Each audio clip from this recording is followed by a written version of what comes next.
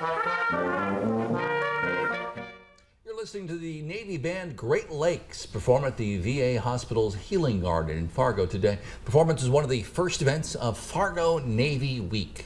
Sailors will participate in a variety of community events throughout the week. For a full list, go to our website, valleynewslive.com, and click on this story. We have a traffic impact alert for drivers in Fargo. Eastbound 32nd Avenue South is closed at 45th Street South. Northbound 45th Street South is also closed between 30th Avenue and 32nd Avenue South as crews move to the next phase of that lane widening project. This closure is expected to last for 2 weeks. Hey, check this out. New at 6, Sanford Children's Hospitals received the Fargo region's first ever facility dog. Fox is a 1-year-old golden retriever.